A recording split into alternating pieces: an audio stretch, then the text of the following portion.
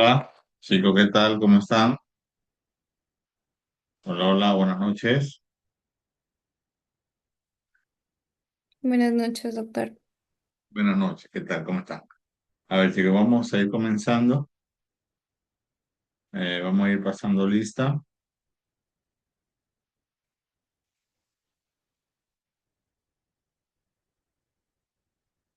Marlene Carrero,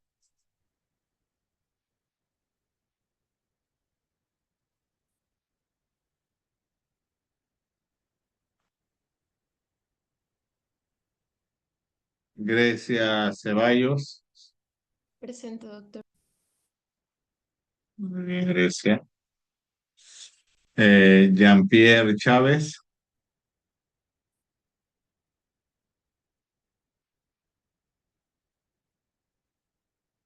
Jean-Pierre.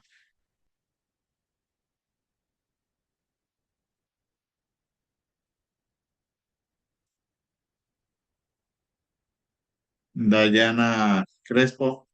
Presente, doctor. Muy bien, Dayana. Carla Cubas. Incrementa la secreción Presente, doctor. de la orina, pues es un mecanismo fisiológico compensador, pues, no se puede evitar. Y por fortuna también no logra dar Carla Fernández, chicos, sus audios. Presente, doctor. Buenas noches.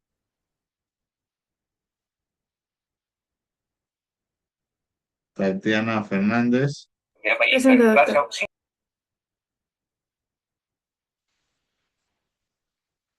Cindy Galván. Presente, doctor. Buenas noches.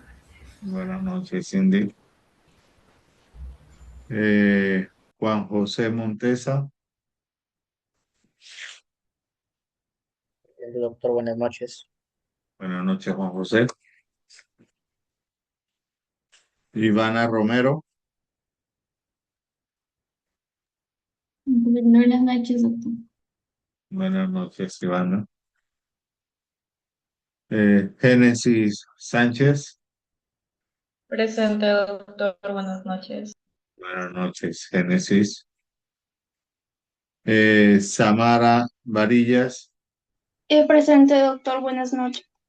Buenas noches, Samara. Fabiola Vázquez. Presente, doctor. Buenas noches. Buenas noches, Fabiola. Andrea Villanueva. Presente, doctor. Buenas noches. Buenas noches, Andrea. Jan Jairo Villegas. Jan Jairo.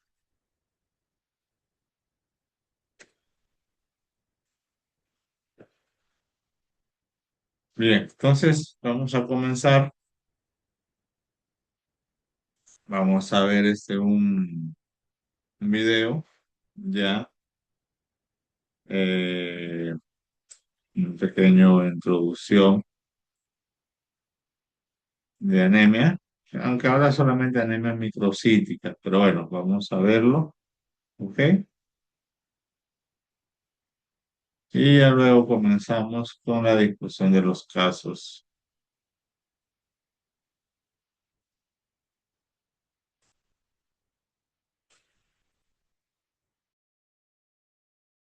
Hola, ¿qué tal? Soy el doctor San Agustín y en este vídeo voy a hablar sobre la anemia, los diferentes tipos de anemia, los síntomas y las diferentes causas. Entonces, ¿qué es una anemia? Pues se define por la disminución de la concentración de hemoglobina en sangre. O sea, nos fijamos en la hemoglobina, no en el número de glóbulos rojos, porque sería engañoso. Es la hemoglobina. Entonces, las cifras que se consideran normales varían según el sexo y la edad. En hombres se considera anemia cuando es menos de 13 gramos decilitro, en mujeres menos de 12 gramos decilitro y en mujeres gestantes menos de 11 gramos decilitro. Esto es así porque a veces puede haber una falsa reducción de la hemoglobina debido a que hay un aumento de volumen plasmático, como pasa por ejemplo en el embarazo, pero puede haber otras situaciones como la insuficiencia cardíaca. Y después en niños pues hay unas tablas que se aplican a menores de 14 años y también las cifras de hemoglobina que se consideran normales varían. Entonces, esta anemia provoca una serie de síntomas que pueden ser la palidez por la disminución de la hemoglobina, que ya sabemos que tiene este color rojo característico, cansancio, dificultad al respirar, lo que llamamos disnea, puede dar a veces taquicardia o palpitaciones y puede dar incluso alteraciones neurológicas o insomnio, o vértigos, mareos, síntomas digestivos como por ejemplo una sensación de náuseas, de pérdida de apetito, anorexia, puede dar estreñimiento, en toda una serie de síntomas y además si ha habido alguna causa subyacente, porque la causa más frecuente suele ser por falta de hierro y es en mujeres, sobre todo por las pérdidas menstruales, pues puede haber hipermenorrea, pero más bien sería la causa más que un efecto. Aunque cuando la anemia es más intensa puede dar lugar a una amenorrea, a un cese de la menstruación. Toda esta sintomatología es normal teniendo en cuenta que la hemoglobina es la que se encarga de transportar el oxígeno hacia los tejidos para que se produzca el proceso de respiración celular y la producción de energía para el organismo. Entonces, si esto falla, es normal que den múltiples síntomas generales y que sean peores conforme la anemia es más intensa. Entonces, ¿cómo clasificamos las anemias? En primer lugar, nos fijamos en el volumen corpuscular medio. ¿Y qué es esto? Pues es el volumen medio que tienen los eritrocitos en la sangre, o los glóbulos rojos. Y esto se mide en femtolitros. FL es la representación. Las cifras son de 81 a 96 femtolitros en condiciones normales. Si el volumen corpuscular medio es 80 o menos, se considera una anemia microcítica. Si es 97 o más, anemia macrocítica. Y si el volumen corpuscular medio está entre 81 y 96, se considera que es una anemia normocítica. Por supuesto, estos valores los debes consultar con el laboratorio de referencia con el que trabajes, porque a veces pueden haber variaciones. Aquí hablaremos de la anemia microcítica y en los siguientes vídeos hablaré sobre la anemia macrocítica y la normocítica. Supongamos que tenemos una anemia microcítica, es decir, el volumen corpuscular medio es 80 o menos femtolitros. ¿Qué hacemos? Medimos la ferritina. Si la ferritina está disminuida, pues consideramos que es una anemia ferropénica y estudiaremos las causas. Si la ferritina es normal o está elevada, nos tenemos que fijar en cómo está el hierro en sangre. Si el hierro está disminuido, con transferrina normal o disminuida, y el índice de saturación de esa transferrina normal o disminuida, pensaremos que es una anemia por enfermedad crónica. En el caso en el que el hierro esté normal o esté elevado, con transferrina normal y índice de saturación de transferrina normal o elevado, podemos determinar la hemoglobina F o la hemoglobina A2 y si alguno de estos dos valores está elevado, pensaremos en una talasemia. Y si los valores son normales, pensamos que podría ser una anemia sideroblástica. Entonces, ¿cuáles son las causas de anemia microcítica? Hemos visto rápidamente en este diagnóstico diferencial que son 4 tipos: la anemia ferropénica por falta de hierro, las talasemias, la anemia por enfermedad crónica y las anemias sideroblásticas. Entonces, en cuanto a las anemias ferropénicas, hay que decir que son las más frecuentes y son por un déficit de hierro. La causa más frecuente en mujeres en edad fértil es por las pérdidas ginecológicas, por las menstruaciones. En los demás casos, en hombres o en mujeres menopáusicas, suelen ser las causas digestivas. Será lo que hay que investigar en función de la sintomatología o no. Hay otras causas, como por ejemplo que haya un aumento de necesidad durante el embarazo o la lactancia, a veces durante la infancia o la adolescencia. Después pueden haber problemas de mala absorción. Habría que hacer el diagnóstico diferencial con problemas o enfermedades que pueden dar un déficit de absorción a nivel intestinal de hierro y también por falta de aporte de hierro, que esto se puede ver en personas vegetarianas estrictas. En cuanto a las talasemias, son enfermedades genéticas menos frecuentes, con un problema en la síntesis de la globina, que es una parte fundamental de la hemoglobina, y hay alfa-talasemias y beta-talasemias. La más frecuente es la beta-talasemia minor, que es relativamente frecuente en España. O sea que hay que estar al tanto con esto para no confundirlo con una anemia ferropénica. Después tenemos las anemias por enfermedad crónica, hay un amplio diagnóstico diferencial, y aunque suele ser más bien una anemia de tipo normocítico, también se puede presentar como microcítica. Y después tenemos las anemias sideroblásticas, que pueden ser por intoxicaciones por plomo, por algunos tipos de fármacos, también por causas hereditarias, pero son muy poco frecuentes. En el siguiente vídeo seguiré hablando sobre las anemias macrocíticas y normocíticas.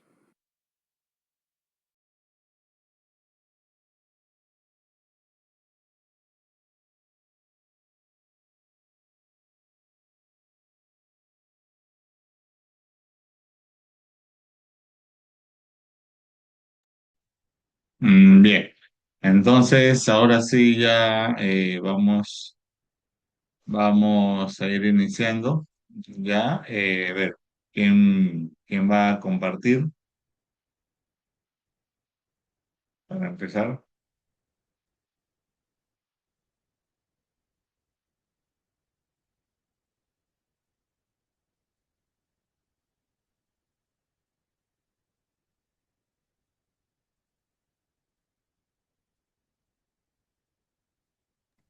Doctor, yo voy a compartir, ¿me puede dar permiso, por favor? Creo que me envió una solicitud, algo así.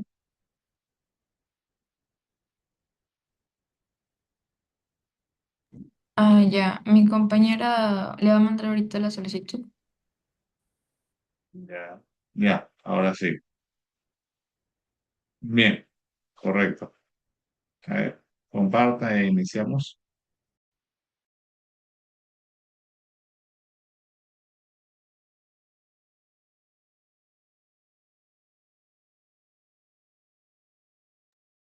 Bien, voy a comenzar yo, doctor. ¿Sí se me observa? Disculpe.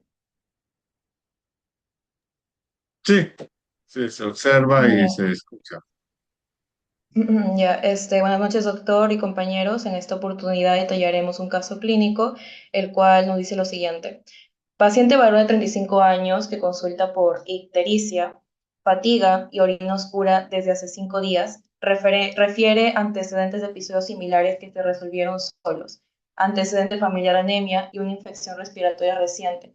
Al examen físico se observa ictericia en grado moderado con 2 cruces, esplenomegalia, la cual es un leve aumento del tamaño del vaso y también presenta palidez. En los análisis de laboratorio se encuentra, se ha tenido la hemoglobina con 7.8 gramos por decilitro, lo cual se encuentra muy bajo. Con respecto al hematocrito, que es el porcentaje de glóbulos rojos en sangre, está en 24%, lo cual también se encuentra bajo. El volumen corpuscular medio, que mide el tamaño promedio de los glóbulos rojos, es de 90 femtolitros, lo que indica que, bueno, están en tamaño normal. Los reticulocitos están elevados en 8%. El lactato deshidrogenasa también se encuentra elevada. La bilirrubina indirecta está aumentada y la actoglobina se encuentra disminuida, lo cual también puede indicar una hemólisis, una destrucción de glóbulos rojos.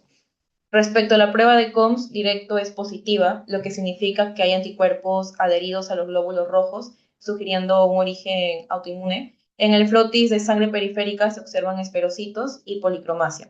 Bueno, es evidente que el paciente está presentando un cuadro de anemia, ya que, bueno, presenta signos y síntomas como palidez, fatiga, ictericia, además los exámenes de laboratorio eh, se encuentran, respaldan esto. Ahora bien, una vez que identificamos que se trata de una anemia, voy a pasar a explicar la clasificación para ponernos en contexto.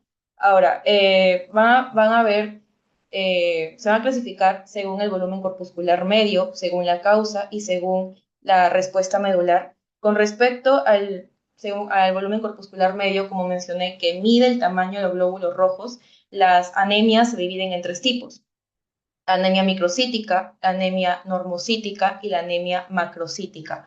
La anemia microcítica se caracteriza por glóbulos rojos pequeños, generalmente asociado a al déficit de hierro.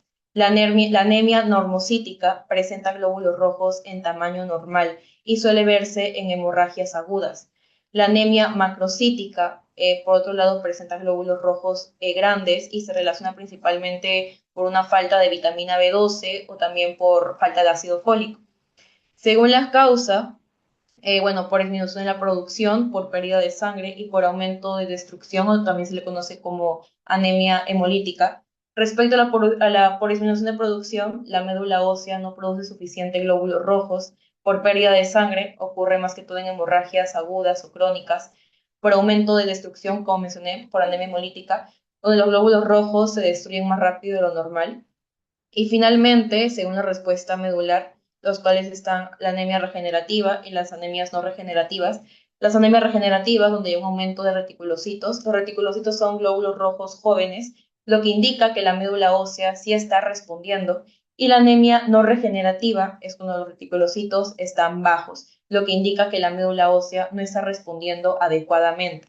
Ahora, en el caso, el paciente presenta una anemia hemolítica autoinmune, ya que hay destrucción de glóbulos rojos mediada por el sistema inmunológico, evidenciada por un COX directo positivo, lo que confirma la presencia de anticuerpos adheridos a los eritrocitos.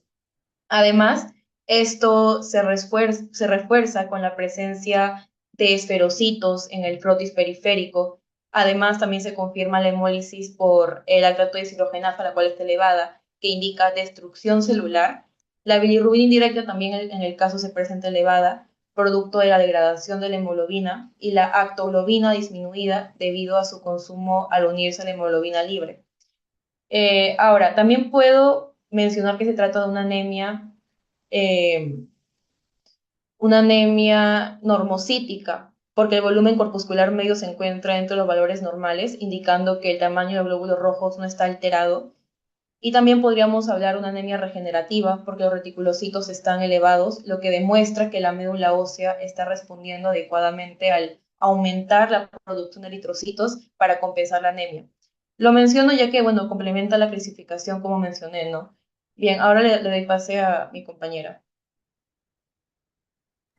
Ya, según los datos del caso ya presentado, hemos llegado a la conclusión de que el diagnóstico más probable es una anemia hemolítica autoinmune, ya que hemos llegado a deducir que hay una presencia de hemólisis. ¿Pero por qué? Porque los marcadores de laboratorio mencionados en el caso son clásicos de esta, como por ejemplo la anemia de 7,8 gramos por decilitro, la reticulocitosis al 8%, la elevación de la LDH y bilirrubina indirecta junto con el descenso de la aptoglobina.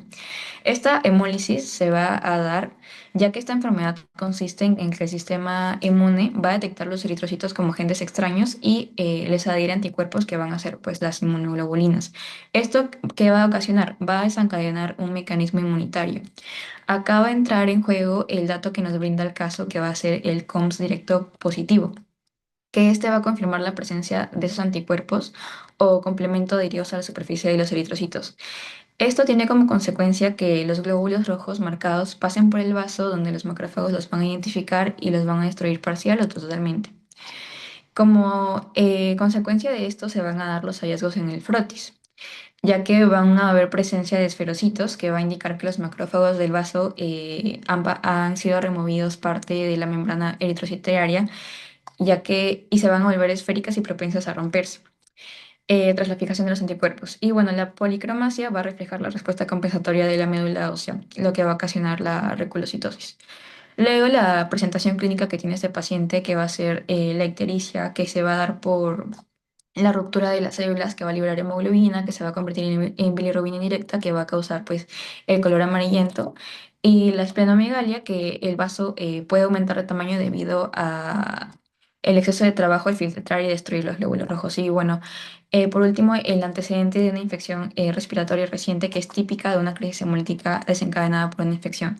Como diagnóstico diferencial, también tenemos que en este caso se puede confundir con una esferocitosis hereditaria, pero lo que va a descartar este diagnóstico va a ser el COMS directo positivo que ya mencioné antes, ya que la esferocitosis hereditaria es un defecto estructural de la membrana y no un proceso mediado por anticuerpos. Muy bien, ahora vamos con el mecanismo fisiopatológico.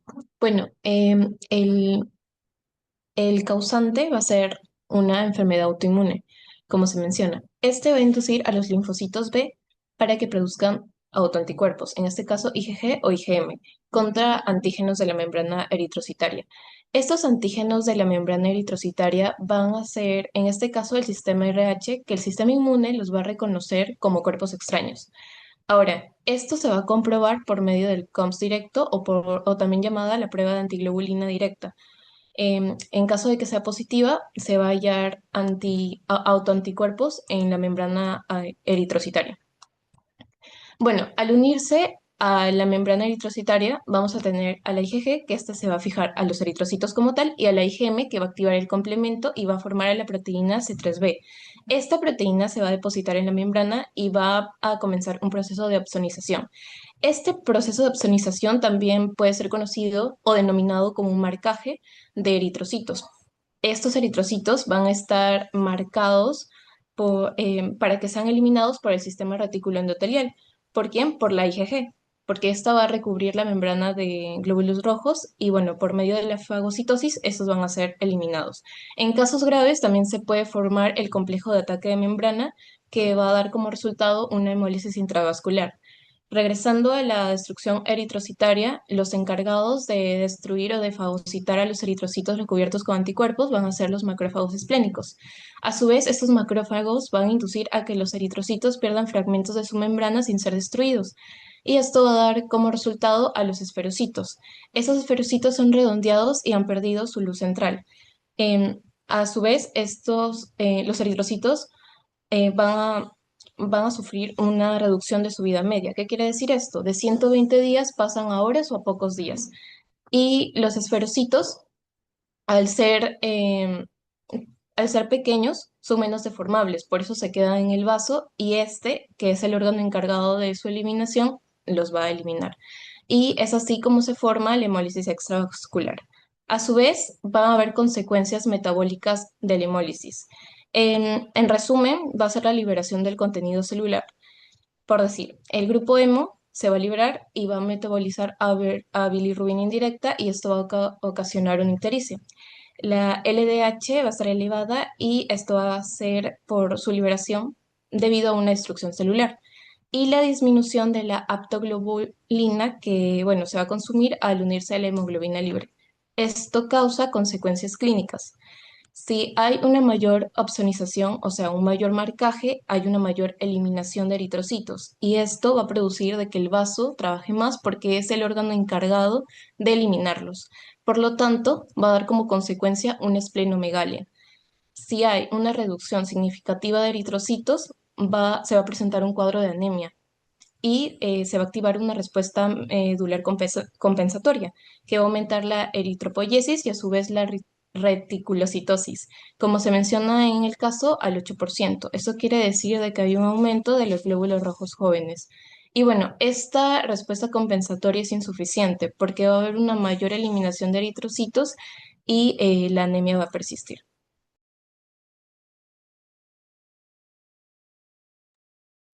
Ahora vamos a continuar explicando el tratamiento inicial para esta anemia hemolítica autoinmune por anticuerpos calientes que presenta el paciente. Este se va a administrar con el objetivo de frenar la destrucción de eritrocitos, para lo cual el primer paso sería la aplicación de corticosteroides. Generalmente se utiliza la prednisona con una dosis inicial de 1 a 1,5 mg por kilo al día durante 1 a 3 semanas con el objetivo de elevar o estabilizar la hemoglobina mayor a 10 gramos por decilitro. Ahora, no todos los pacientes presentan la misma respuesta esperada, la cual debe ser a la segunda semana, sino que hay algunos pacientes que no pueden presentar mejoría hasta la semana 3, la cual sería una terapia ineficaz.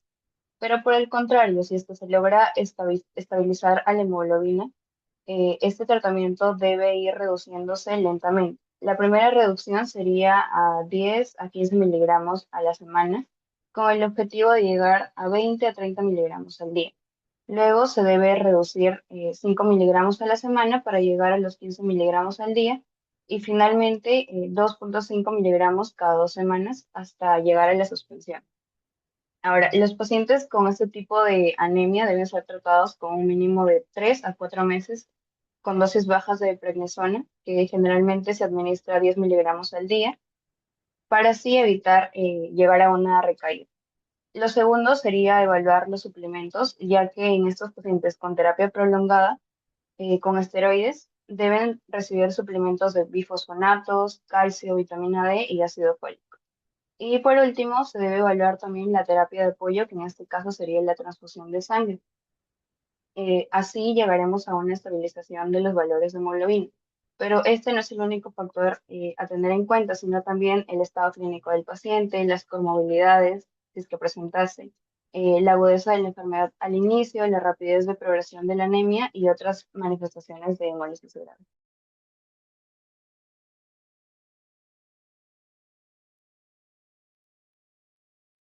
Bueno, continuando con las posibles complicaciones, primero tenemos que es la descompensación hemodinámica y cardíaca. Bueno,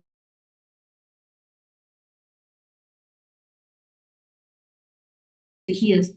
Y aquí lo que debemos hacer es compensar esta hipoxia tisular. Entonces el organismo va a activar lo que es el sistema nervioso simpático y esto va a hacer que se aumente el gasto cardíaco mediante lo que es también el aumento de la frecuencia cardíaca. Entonces el corazón va a entrar en un estado hiperdinámico y si la demanda de oxígeno de este va a superar el suministro debido a lo que es la anemia, se va a producir una isquemia miocárdica, pero esta a largo plazo, por este esfuerzo excesivo, puede dilatar las cavidades del corazón y va a terminar resultando en una insuficiencia cardíaca.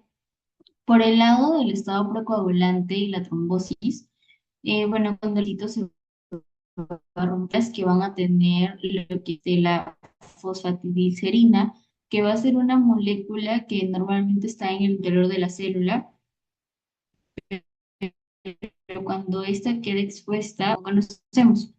Y la hemoglobina que va a quedar libre va a consumir el óxido nítrico, que este es importante para los vasos sanguíneos que están relajados y evitar que las plaquetas se peguen. Sin este óxido se van a contraer, vamos a tener una vasoconstricción y la sangre se va a volver propensa a formar coágulos tanto en las venas profundas o en los pulmones. En la toxicidad renal, que son las complicaciones, renales, en la hemólisis intravascular, la hemoglobina, como sabemos, se va a disociar en dímeros y estos pueden filtrar el glomérulo renal. Van a llegar a los túbulos renales, donde la hemoglobina se puede precipitar y formar cilindros, que estos van a hacer que obstruya el flujo urinario, además que el hierro que va a contener hemoglobina va a generar radicales libres que van a dañar directamente a lo que son las células tubulares, lo que va a impedir que el riñón filtre desechos de sangre. Y la sobrecarga de bilirrubina el catabolismo del grupo hemo de los glóbulos rojos que va a ser destruidos produce una cantidad excesiva de una bilirrubina indirecta. Entonces el hígado va a intentar procesar esta carga, pero la concentración de bilis se va a volver tan alta que el hígado se va a sobresaturar y esto puede provocar una precipitación de cristales de birrubinato cálcico, los cuales se van a agrupar y van a formar unos conocidos cálculos biliares pigmentarios en la vesícula y en los conductos biliares. Gracias.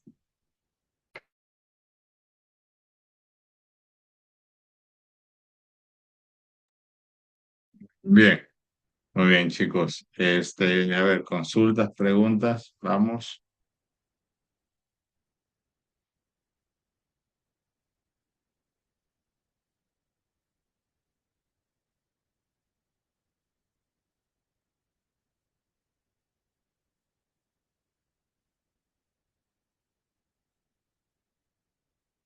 Bien, vamos, consultas.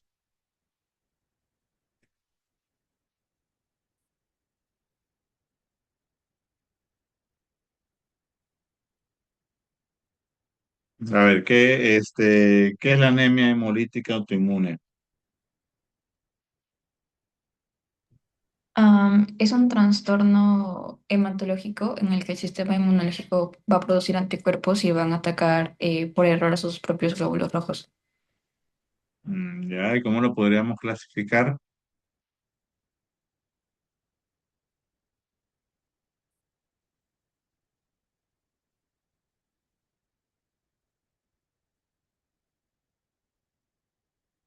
Como una anemia según Cualquiera. su causa. Ya, ejemplo.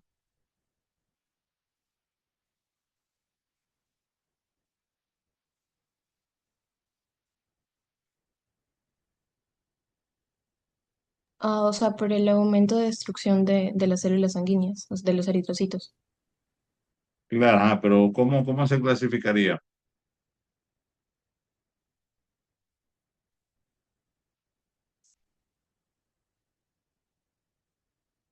Cualquiera puede participar.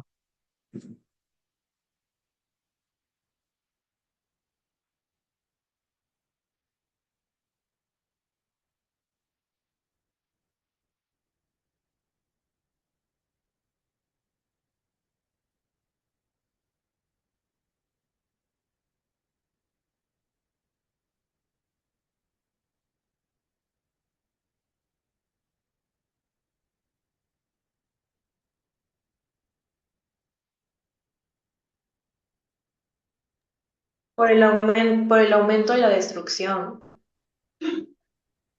de, ya que ahí los glóbulos rojos se destruyen rápidamente, más rápido de lo normal.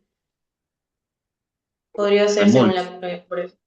Sí, la hemólisis. Bien, pero tiene una clasificación tanto por su tipo de inmunoglobulinas, ¿no? Inmunoglobulina G e inmunoglobulina M. O cómo se definen también las inmunoglobulinas G de anticuerpos calientes y de inmunoglobulina M de anticuerpos fríos, ¿no? ¿Y cuál es la más común de las dos? La inmunoglobulina G. Muy bien, ¿no? ¿Y cuál es la principal prueba diagnóstica, la prueba clave, la diagnóstica para el diagnóstico? El Valga la COMS. redundancia. El COMS. Muy bien. Bien, chicos, entonces vamos, ya ya un ratito. Eh, Romero Ivana, Sánchez Génesis, Villanueva Andrea, ¿quién más? ¿Me falta? Crespo Campos Bayano. Ceballos Madrid. Crespo Campos y Ceballos Madrid. Ceballos Madrid. Ya, muy bien, chicos. Entonces, a ver, vamos al otro grupo compartiendo.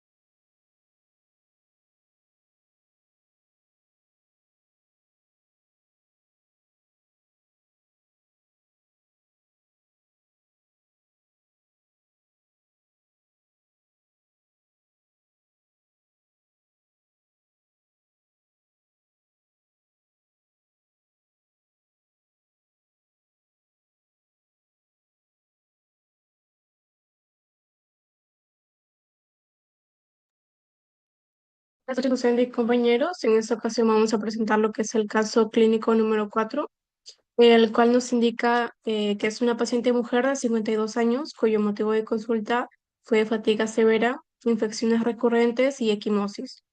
A los antecedentes tenemos que tiene exposición a benceno por su trabajo, ¿no? Benceno laboral, sin enfermedades previas. El examen físico indica palidez tres cruces, petequias, sin hepato esplenomegalia. Y el laboratorio indica que la hemoglobina está en 6,5 gramos por decilitro, el hematocrito en 20% y el volumen corpuscular medio en 88 femtolitros.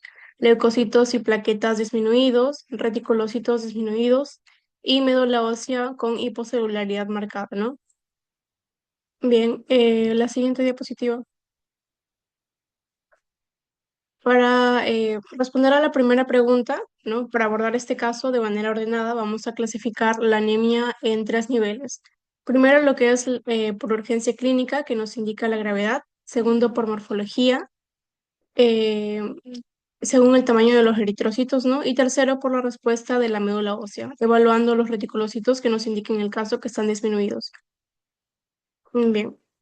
Con respecto a la primera clasificación, ¿no? La clasificación por urgencia, el modelo sistémico de la OMS, que está actualizado 2024, debemos aplicar la tabla de una urgencia primero porque nos da un criterio de supervivencia, por así decirlo, ¿no? Antes de estudiar la médula ósea o el benceno al que estuvo expuesta en su trabajo, la prioridad clínica es corregir la hipoxia de la paciente, ya que según la OMS 2024, con 6,5 gramos por decilitro que tiene la paciente de hemoglobina, el riesgo de fallo orgánico es muy alto y la acción clínica pues debe ser inmediata, ¿no? Bien, si observamos la tabla de abajo, la que está en la parte izquierda, eh, la paciente presenta una hemoglobina de 6,5 gramos por decilitro.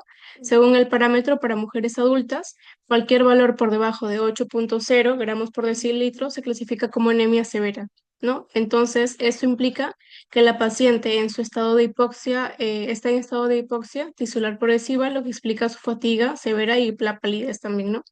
Y según el protocolo, podría requerir intervención médica inmediata o incluso transfusión. Con lo que respecta a la parte de explicación fisiopatológica, ¿no? O molecular, vamos a basarnos primero en lo que es el transporte de oxígeno. Sabemos que con una hemoglobina tan baja como la tiene la paciente, el contenido arterial de oxígeno, que es el CaO2, ¿no? Que es la cantidad total transportada en la sangre arterial, sumando sumando el unido a la hemoglobina y el disuelto en plasma, ¿no? Cae drásticamente. La hemoglobina baja y ese también cae drásticamente.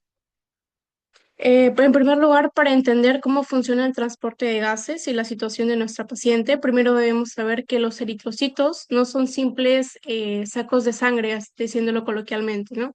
Sino que están compuestos principalmente por una membrana flexible, una red de proteínas estructurales y sobre todo la hemoglobina, como indicamos en la imagen que está en la parte izquierda, ¿no? Sin embargo, para que esta hemoglobina funcione correctamente, el glóbulo rojo cuenta con reguladores metabólicos clave como es el 2,3 difosfoglicerato o abreviado 2,3-DPG. En un caso de anemia severa como la de nuestra paciente, ¿no? El organismo intenta compensar la falla de glóbulos rojos aumentando lo que es la concentración de esta molécula. ¿Y cómo funciona a nivel molecular? El 2,3-DPG es una molécula que tiene una función específica que se une a la desoxihemoglobina. Como su nombre lo indica, la desoxihemoglobina es la forma de la hemoglobina que no tiene oxígeno, que es común en la sangre venosa, ¿no? Y que se encuentra en lo que llamamos un estado T o un estado tenso, ¿no? Se le llama estado T o tenso por dos razones principales que debemos comprender. En este estado, las subunidades de la hemoglobina, como las vemos en la imagen con fondo oscuro, están unidas por enlaces iónicos muy fuertes que actúan como tensores, manteniendo lo que es la estructura rígida y cerrada. No, el segundo, debido a esta rigidez, el sitio donde debería entrar el oxígeno está bloqueado. A la molécula le cuesta mucho captar oxígeno porque está apretada, por así decirlo, ¿no? Aquí es donde el 2,3-DPG hace su trabajo clave, que esta molécula entre en el centro de la hemoglobina y estabiliza este estado tenso, ¿no? O T. Al hacer esto va a disminuir lo que es la afinidad de la hemoglobina por el oxígeno.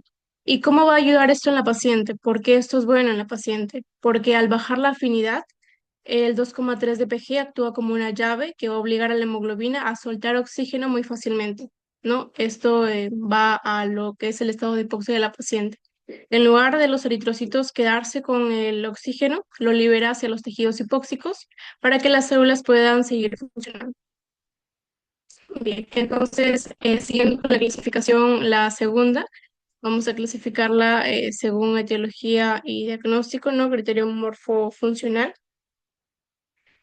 Bien, tenemos que esa clasificación se basa en lo que es el volumen corpuscular medio, que mide el tamaño promedio de los hematíes.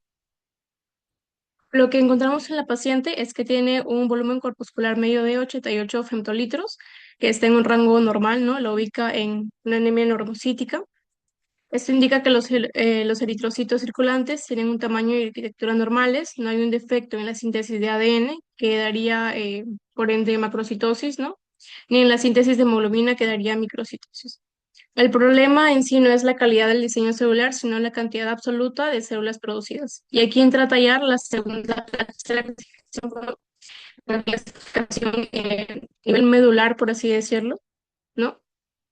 Esta se va a basar en lo que es el recuento de los reticulocitos. Sabemos que estos son glóbulos rojos inmaduros, lo que son el paso previo a convertirse en glóbulos rojos funcionales y adultos, ¿no? Bien, entonces este parámetro va a ser para evaluar la capacidad regenerativa de la médula ósea. Bien, lo primero que va a llamar la atención, ¿no? Es una anemia severa. Ya sabemos que la paciente tiene una anemia severa por la hemoglobina de 6,5. En una situación normal, esperaríamos que el cuerpo reaccionara enviando células inmaduras a la sangre para ayudar, ¿no? Sin embargo, en el caso clínico vemos que la paciente tiene reticulocitos muy bajos. Este dato, ¿qué nos dice, no? Nos va a indicar que estamos ante una anemia A-regenerativa. Como podemos ver en la tabla de arriba, se va a fragmentar en A-regenerativa y regenerativa, ¿no? Esto significa que el problema no es que los glóbulos rojos se estén rompiendo en la sangre, sino que la médula ósea ha dejado de fabricarlos. El recuento bajo de reticulocitos es la prueba de que la fábrica esté apagada, ¿no? La razón de este fallo en sí lo encontramos en los antecedentes que nos muestra la paciente, la exposición laboral al benceno. El benceno es un tóxico muy potente que causa hipocelularidad en la médula, ¿no? Como vimos en la biopsia que nos indica el caso. Al destruir las células madre, la médula no puede producir reticulocitos nuevos, lo que explica por qué también caen los leucocitos y las plaquetas, generando una pancitopenia por anemia plástica, ¿no? La pancitopenia sabemos que va a describir que todas las células de la sangre estén bajas, ¿no? Es un combo de tres que van a disminuir. La anemia por glóbulos rojos bajos, la leucopenia por leucocitos bajos y la trombocitopenia por plaquetas bajas. No, a continuación integraremos todo esto para saber el diagnóstico probable de nuestra paciente. Le doy paso a mi compañera. Bien, continuando con el diagnóstico probable, primeramente, pues en este caso tenemos una paciente mujer de 52 años que viene a consulta por fatiga severa, infecciones recurrentes y equimosis. Desde el inicio, estos tres hallazgos ya nos dan como que una idea de lo que podría ocurrir, ya que se verían afectadas varias células sanguíneas que estarían comprometidas, como por ejemplo en las infecciones recurrentes nos hace pensar en una disminución de los leucocitos y la equimosis junto con las petequias nos orientan a una trombocitopenia.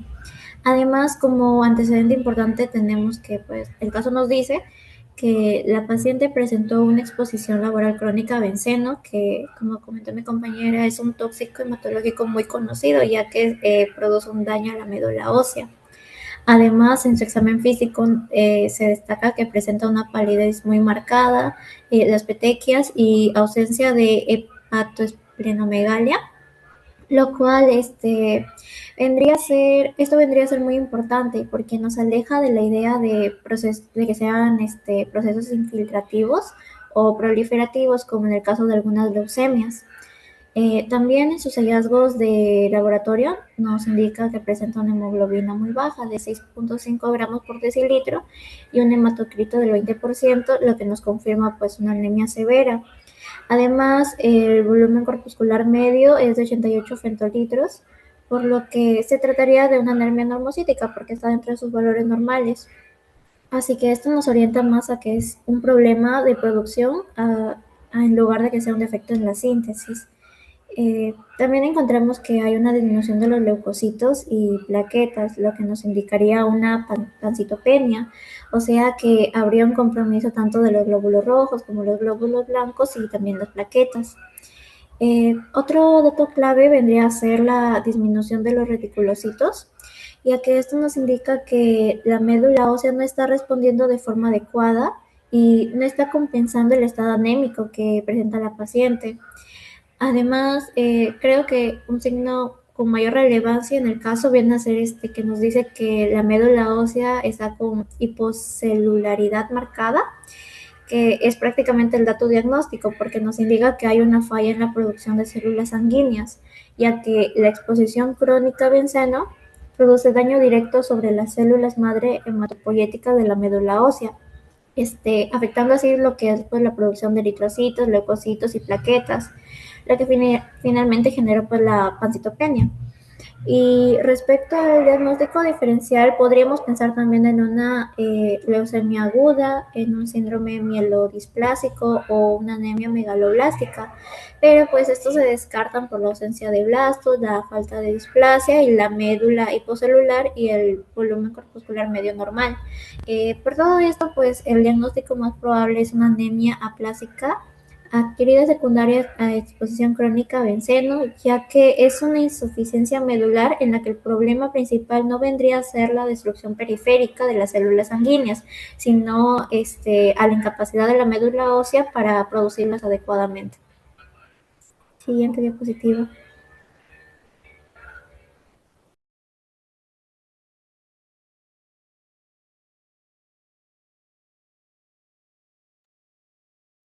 Bueno, continuando con la exposición, ahora hablaremos sobre lo que son los diferenciales importantes, ¿no?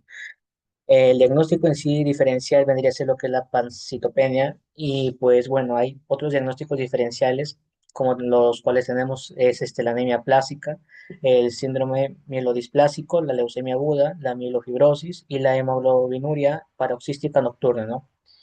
Bien, con respecto a la primera, que es la anemia plástica, que es bueno, en sí sería el diagnóstico. Bueno, en este caso, pues en la anemia plástica se da lo que es una falla en la médula ósea, ¿no? Que se caracteriza por una pancitopenia y en la médula, pues va a ver lo que se va a considerar lo que es una médula hipocelular y va a haber un reemplazo grasoso, ¿no? En el caso, bueno, ¿por qué sería el diagnóstico más probable? Porque en nuestro caso nos menciona lo que es una hipocelularidad medular, también nos menciona que hay una reticulocitos bajos y también un dato importante es su antecedente, ¿no? Como lo es la exposición al benceno. Ahora, con respecto al segundo, que es un síndrome mielodisplásico, bueno, en este caso, pues el síndrome mielodisplásico se va a caracterizar lo que es por una producción ineficaz de lo que es las células sanguíneas y va a tener también alteraciones morfológicas. Bueno, a diferencia de una anemia plástica, la médula ósea suele ser normocelular, ¿no? O hipercelular, pero no se presenta como lo que pasa en la anemia plástica, o sea, no es hipocelular en ese caso. Además, también hay en este tipo hay lo que es una displasia celular y bueno, también se caracteriza de que puede generar, ¿no? Un riesgo de una leucemia aguda. Ahora, con respecto a la leucemia aguda, pues la leucemia aguda vendría a ser una neoplasia hematológica en sí, que se caracteriza pues por una proliferación de blastos que se infiltran sí en la médula ósea. En este caso, pues la médula no está vacía, sino que está ocupada por células malignas, ¿no? Lo que hace que haya una hipercelularidad. Y bueno, además esta también suele estar acompañada con lo que es síntomas como la fiebre, la pérdida de peso y visceromegalias también. Con respecto al otro tipo que es la mielofibrosis, esta pues es un trastorno donde la médula ósea es reemplazada por tejido fibroso. Bueno, a diferencia de la anemia plástica aquí, es de que suele haber esplenomegalia, por lo que hay una hematopoiesis extramedular, ¿no? Y también pues acá la médula no está vacía, sino que en este caso está ocupado por fibrosis, pues. Y por último, con respecto a la hemoglobinuria paroxística nocturna, esta pues es un trastorno adquirido de la célula madre que está caracterizada por destrucción de lo que es de los eritrocitos intravasculares debido a un defecto o sea, hay un defecto en sí en las proteínas de membrana. Bueno, aquí va a haber lo que es una falta de una protección contra el complemento y también se destruyen los glóbulos rojos, ¿no? Como ya mencioné anteriormente. A diferencia de la anemia plástica, lo que aquí predomina son lo que son va a haber lo que es una hemólisis. También va a haber hemoglobinuria y pues también hay lo que es ictericia y trombosis. Y pues también puede coexistir con lo que es con la anemia plástica, ya que ambas en sí afectan a lo que es a la célula madre, ¿no? Hematopoyética. Y bueno, esos serían los diagnósticos diferenciales y dando el diagnóstico más probable en nuestro caso, que sería un tipo de anemia plástica. Siguiente diapositiva.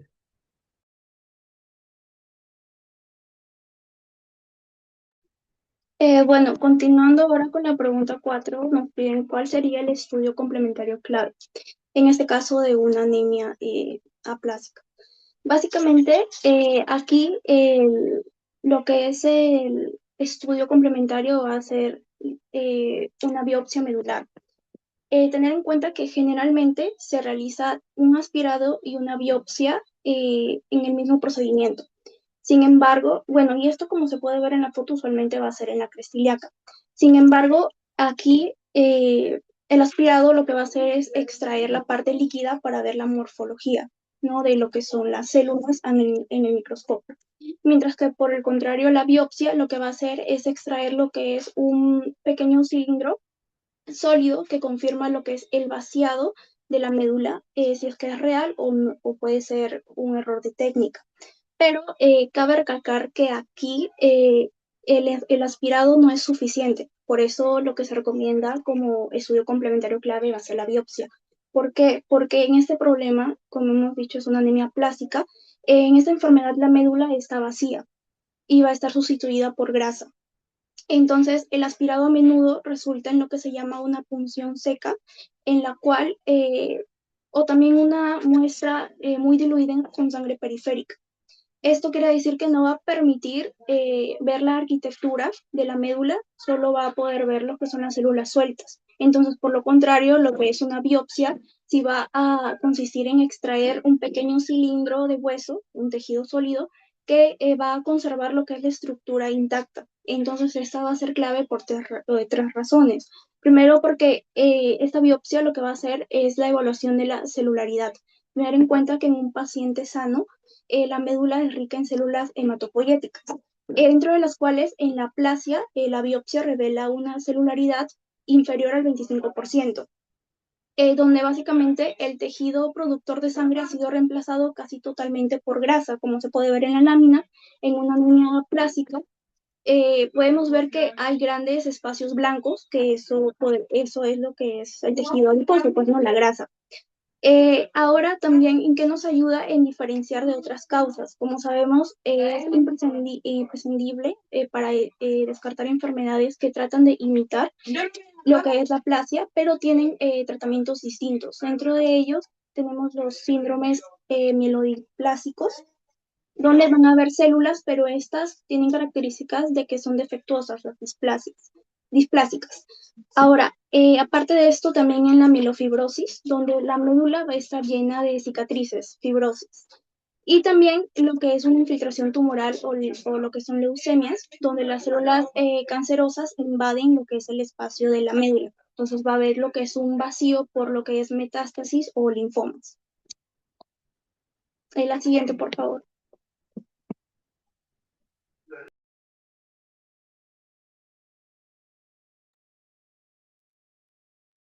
Ya, continuando con la exposición, sabemos pues que mis compañeros, como ya mencionaron, se trata sobre una anemia plástica adquirida secundaria a exposición de benceno. Por lo tanto, el tratamiento o las opciones terapéuticas van a ser, se van a basar más que todo en cinco principales o cinco pilares principales que van a buscar lo que viene a ser pues la suspensión del daño, el manejo transfusional, o sea, el soporte a lo que viene a ser el paciente y la restauración de lo que viene a ser la médula ósea. Entonces, tenemos primero la suspensión del agente causal. En este caso, pues principalmente se viene a hacer la suspensión inmediata de lo que viene a ser la exposición al benceno o otros tóxicos mielosupresores. Esto pues con la finalidad de evitar la progresión de lo que viene a ser el daño a la médula ósea. También tenemos pues de que si esto no va a funcionar si el paciente este, sigue en exposición directa con lo que viene a ser pues el benceno. Luego tenemos el manejo transfusional, que esto más que todo busca corregir lo que viene a ser las citopenias. Entonces tenemos dos cosas, lo que vienen a ser los concentrados eritrocitarios, que esto más que todo pues van a buscar lo que viene a ser el tratamiento de la anemia severa y la fatiga. Esto pues va a mejorar lo que viene a ser la disnea y también lo que viene a ser la fatiga. Luego tenemos los concentrados de plaquetas. Esto pues más que todo se va a usar si hay riesgo de sangrado, petequias o plaquetas muy bajas. Eh, Esto pues se va a evidenciar en lo que viene a ser pues en la anemia Ya, en la anemia, pues, evidenciada en el caso y también, las plaquetas, pues, como menciono también en el caso de que están bajas. Luego tenemos al tratamiento inmunosupresor. Ya. Tenemos el tratamiento inmunosupresor, pues, que este de acá, ya. El tratamiento inmunosupresor tenemos que se va a, más que todo a evidenciar, pues porque el daño medular también viene acompañado de un componente autoinmune, donde tenemos a lo que viene a ser también dos cosas, donde viene a ser el antitimocitoglobulina, que pues va a reducir la destrucción inmune de las células madre hematopoyéticas. ¿Esto qué quiere decir? Que va a destruir a los linfocitos T que van a atacar directamente a lo que viene a ser la médula y la ciclosporina A, que pues es un inmunosupresor que disminuye la respuesta autoinmune contra la médula ósea. Pues como su propio nombre lo dice, va a disminuir la respuesta inmune que va a contraatacar a la médula ósea. Luego tenemos también a lo que viene a ser el trasplante de progenitores hematopoyéticos en la médula ósea. Tenemos que pues va a ser el método o el tratamiento de elección, debido a que pues esto va a ser especialmente indicado en pacientes donde va a ser en la etapa etaria, específicamente en jóvenes que van a tener en 40 a 50 años o con donante compatible. Y esto, pues, más que todo va a buscar lo que viene a ser reemplazar la médula enferma por células sanas. Luego tenemos a los factores de crecimiento hematopoyético adyuvante, que pues más que todo es un tratamiento complementario que va a que va a complementar a lo que viene a ser o ayudar al tratamiento inicial. Entonces tenemos a la eritropoyetina, que pues va a estimular la producción de eritrocitos en casos seleccionados, como es en la anemia aplásica, y en lo que viene a ser la G-SFS, que es el factor estimulante de colonias de granulocitos, donde pues esta va a estimular la producción de neutrófilos y va a ayudar a combatir o disminuir las infecciones. Entonces tenemos pues que las manejas generales del soporte pues más que todo van a prevenir o van a prevenir y cuidarlo en caso de que vienen sangrados en infecciones y pues con un monitoreo adecuado y seguimiento del personal de salud. Asimismo, pues, con la finalidad de pues de restaurar lo que viene a ser la respuesta hemodinámica del paciente y la recuperación de la médula ósea. Gracias.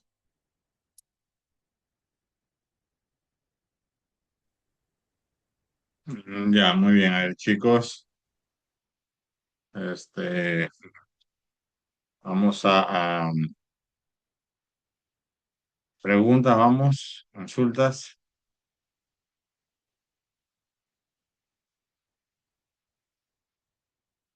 Diagnóstico, ¿cuál era? Anemia plástica adquirida por exposición de benceno. Ya. Este, ¿Cuál es la principal causa? La exposición, ¿no? Sí. Bien, a ver, unas preguntas que no tendrán que ver con el caso. Eh, si tenemos un paciente masculino con anemia, ictericia y reticulocitos altos, ¿cuál sería el diagnóstico más probable?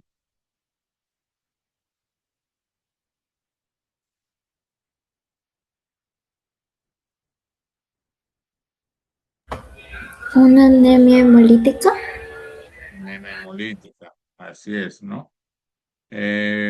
Otro, un varón de 60 años con hemoglobina en 9 y volumen corporal medio en 110 y vitamina B12 baja. ¿Cuál sería la principal causa o el diagnóstico? Anemia megaloblástica. Muy bien, anemia megaloblástica. Bien. Entonces, a ver, chicos, consultas, preguntas.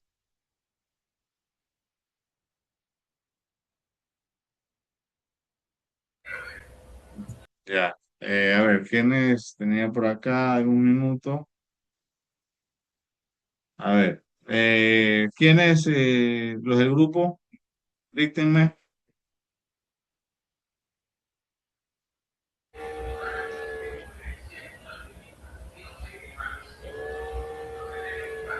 A ver, Hugo lo del Sánchez, grupo. doctor. Hugo Sánchez Carla. Ya, Galván Vázquez, India Abigail. ya, Montesa Chávez, Juan. sí, Varillas Guerrero Samara.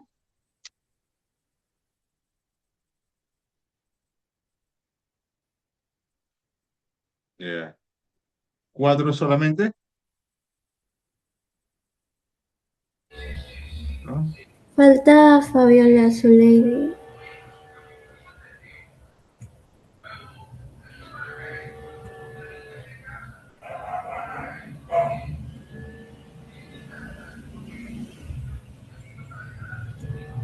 Ya, listo, chicos. Entonces lo dejamos hasta acá. Nos vemos la próxima semana. ¿Ya?